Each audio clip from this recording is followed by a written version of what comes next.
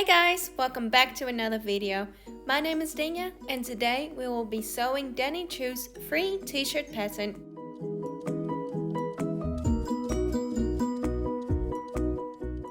So starting with the shoulder seams, with the right sides together, pin the two shoulders together, making sure it's the front to the back.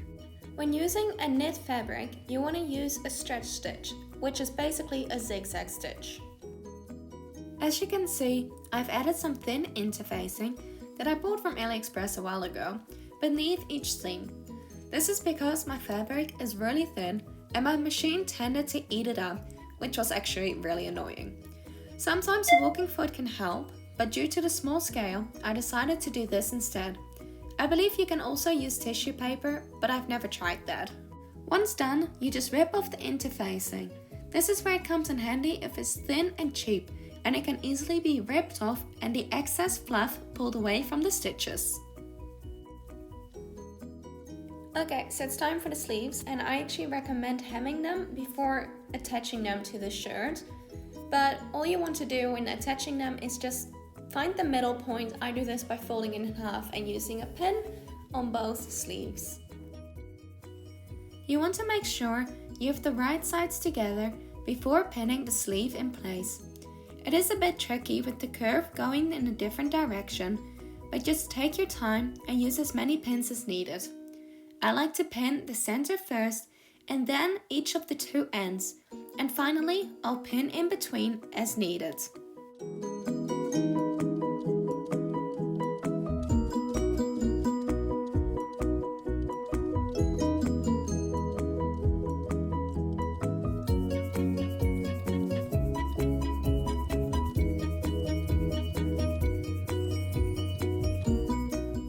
When you're sewing the sleeves, you just need to go as slow as you need to go. This is fast forwarded because I struggled to get through this without the machine eating up the fabric. I actually needed to use one of the pins to help guide me through.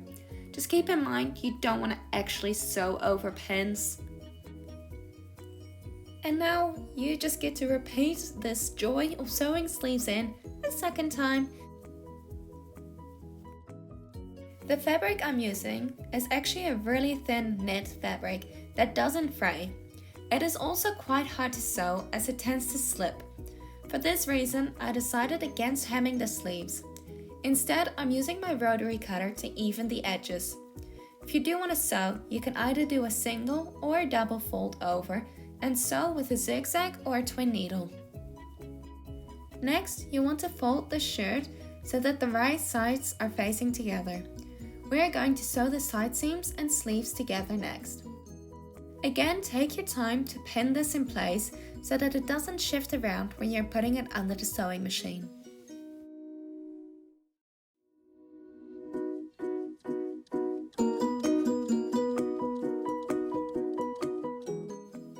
Okay, so with sewing the seam, you just need to be aware that it's also the bottom of the sleeve that you're going to be closing. So where the corner is that the sleeve and the side seam meet, it's a little bit fiddly just to get around that corner to make it lay really nicely, which you'll see later I didn't succeed at. And then it's just straight down. You can actually see on the other side that I've done too much of a curve rather than a nice sharp turn downwards. I didn't do this, but you can actually clip this little curve to make it lay nice. You want to turn the shirt right sides out as we're going to sew the neckline next. This can be a bit tricky and difficult. First, you want to pin the right sides of the strap together and sew using a zigzag stitch. Next, you want to fold the strip in half to mark the center point using a pin, just like we did for the sleeves. You now want to fold it the other way so that the pin and the seam are on top of each other. You then want to pin the sides of each of them. These will be your landmarks. Well, I guess this is what I get for filming this months ago. So I lost this clip, so I decided to make another one. And actually I changed a few things, which I'll tell you at the end. So after you've divided the strip into quarters, you can start attaching it to the shoulders first. This is the easiest point since it's got a seam that you can just line up. I also recommend for the back just to fold that in half and mark it as well with a pin, just so you can make sure it's nice and even. I ended up doing this later on. Yeah. Furthermore, I also decided to not sew up the sides or the sleeves yet, because this would allow me a little bit more movement with sewing it up. I'm not sure if it actually helped much, but I guess it did, kinda. I'm not sure. Not sure if it did anything.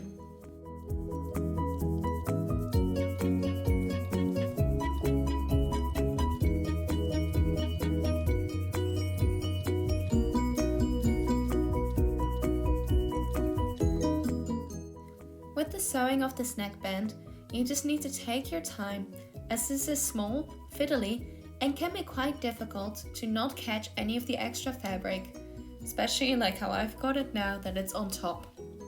Just do your best to keep it out of the way.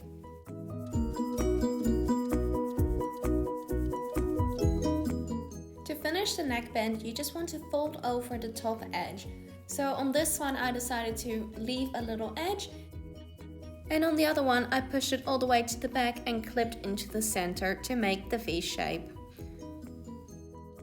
Okay, so now it's time to sew the neckband, and to sew this you actually want to use either a zigzag stitch or you can use a twin needle, so this will also allow the stretch.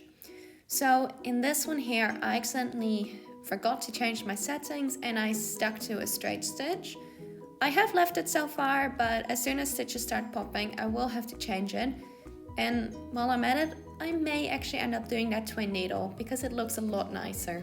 But I just used zigzag on the other one. And now you have a neckline that does not look anything like a V. So to combat this, we need to sew a little dart into the center neckline. Find where the center is and pinch it inward. Pin the triangle dart in place. Before sewing, be careful to stay on the neckline binding and not further down into the shirt. Remember to cut the threads as you work. Now you have a beautiful shirt with a V neckline. But we are not quite done yet. We still have the bottom to hem. So yeah, just fold the bottom to the inside and just sew around it. After trying it on the doll though, they are quite long shirts, so you don't have to be too precise. If you want to do a double hem, there's more than enough room to do that as well. Just kind of keep in mind how long it is. And now you just get to sew it.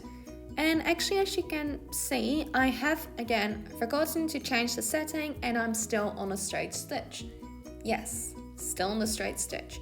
So actually a quick little tip, if you're using a stretch fabric, so a knit, and you have accidentally used a straight stitch, you can just pull the seam and it will pop all the extra stitches that are non-stretchy. So you can just pull those out with an unpick and you can just sew it using a stretch stitch, so the zigzag stitch, or you can sew it with a twin needle.